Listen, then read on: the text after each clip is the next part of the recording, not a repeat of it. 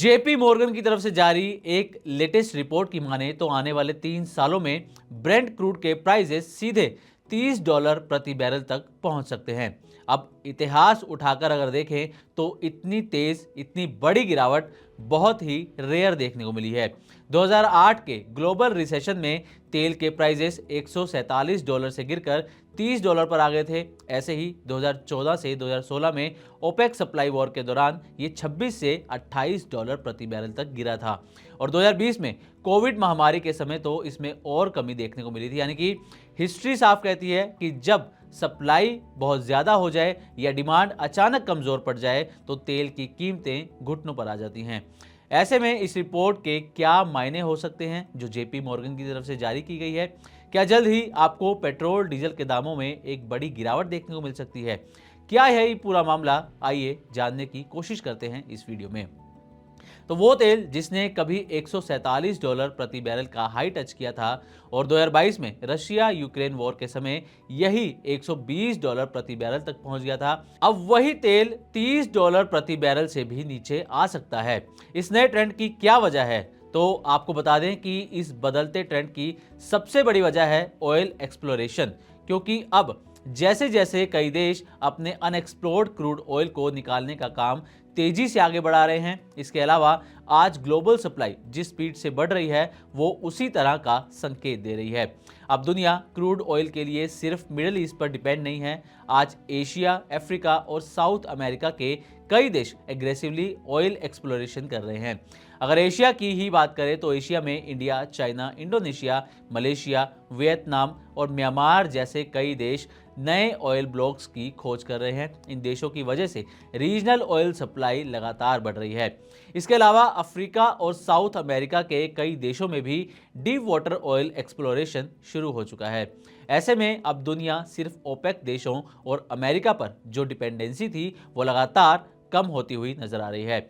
Supply बेहद तेजी के साथ बढ़ रही है। यही वजह है कि जेपी मॉर्गन की तरफ से कहा गया है कि 2026 से 27 तक दुनिया में एक बड़ा सप्लाई सरप्लस बन सकता है और तेल की कीमतें नीचे गिर सकती हैं। इसके अलावा अगर डिमांड साइड की बात करें तो क्लाइमेट चेंज और बढ़ते पॉल्यूशन की वजह से लगातार लोग इलेक्ट्रिक व्हीकल्स की तरफ बढ़ते हुए नजर आ रहे हैं। पिछले कुछ सालों में क्लाइमेट प्रेशर इतनी तेजी से बढ़ा है कि देशों पर एमिशन कम करने और नेट जीरो की तरफ बढ़ने का भारी दबाव है। सबके अपने अपने एनडीसीज यानी कि नेशनली डिटरमाइंड कंट्रीब्यूशंस हैं और ये दबाव ऑयल की डिमांड को धीरे धीरे कम कर रहा है। यूरोप के कई देशों और चीन में इलेक्ट्रिक व्हीकल्स का अडॉप्शन बहुत तेजी से बढ़ रहा है। चीन का ईवी रेवोल्यूशन इस डिमांड को सीधे सीधे इंपैक्ट करता हुआ भी नजर आ रहा है। इसके अलावा अमेरिका रिन्यूएबल एनर्जी और बैटरी स्टोरेज जैसे सेक्टर्स में बड़े बड़े इन्वेस्टमेंट कर रहा है। इन सब का कंबाइंड असर यह है कि दुनिया की ऑयल डिमांड पहले जैसी तेज नहीं बढ़ रही है।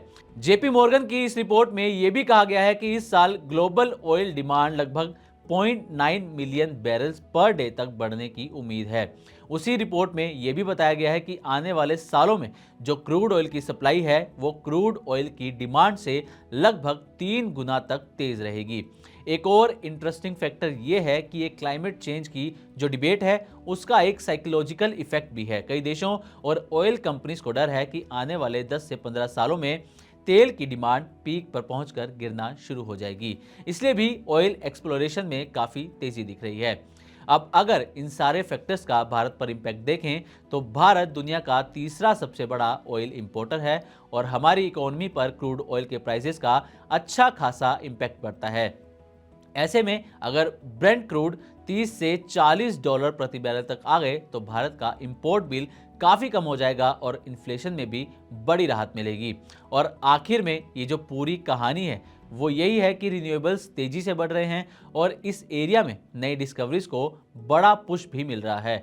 क्लाइमेट प्रेशर क्रूड ऑयल की डिमांड को स्लो कर रहे हैं और आने वाले सालों में हिस्ट्री, जियोग्राफी और क्लाइमेट तीनों मिलकर ऑयल मार्केट का फ्यूचर डिसाइड करेंगे और ये फ्यूचर एक सस्ते तेल का हो सकता है।